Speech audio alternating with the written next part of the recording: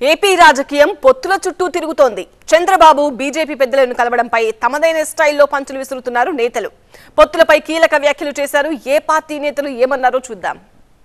Telugu Desam party ఎంత బలహీనంగా ఉంది అనే దానికి అంతకుముందు ఆయన పొత్తుల కోసం ఏ టు జెడ్ అన్ని పార్టీలు ఏదైనా నైతికంగా స్ట్రైట్గా కానీ ఇండైరెక్ట్గా కానీ పరోక్షంగా కానీ పవన్ కళ్యాణ్ గారితో మొదలుపెట్టి చేసుకుంటున్న వ్యవహారం ఇప్పుడు బీజేపీతో కూడా పోయి ఏదో ఒక రకంగా వాళ్ళతో పొత్తు పెట్టుకోవాలని చూసుకోవడంలో ఆయన బలహీనత బయటపడుతుంది.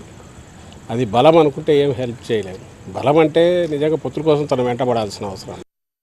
ఓ బలహీనమైన స్థానం నుంచి ఓ వెంటిలేటర్ మీద ఉన్న పార్టీ చంద్రబాబు గారిని వాళ్ళు పిలిచారట, ఢిల్లీ వాళ్ళు పిలిచారట, ఈయన పరిగెత్తుకుంటూ పోయాడట. ఇది విచిత్రంగా లేదా? పోనీ పరిగెత్తుకుంటూ పోతే పోయాడు, పొత్తు పెట్టుకుంటే పెట్టుకున్నాడు.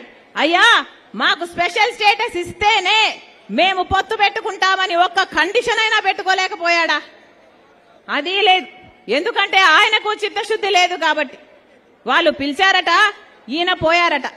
పిలిస్తే పోవడానికి, ఆపుతే ఆగమనడానికి ఈయన ఆంధ్ర రాష్ట్ర ప్రజలకు ప్రతిపక్ష నాయకుడా లేకపోతే బీజేపీ కార్యకర్తనా?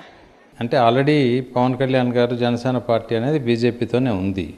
కానీ కొన్ని కారణాల మూలాన గత 2-3 నెలల నుంచి పవన్ కళ్యాణ్ గారు తెలుగుదేశం పార్టీతో కూడా పొత్తు ఉంది అని క్లారిటీ ఇస్తూ వచ్చారు.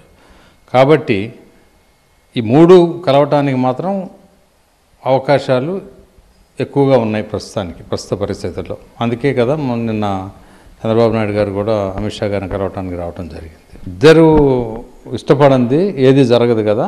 కాబట్టి ఎవరిని ఆహ్వానించినా రాజకీయాల్లో రాష్ట్ర ప్రయోజనాల కోసం, దేశ ప్రయోజనాల కోసం మంచి జరగటానికి కలయికనే జరుగుద్ది.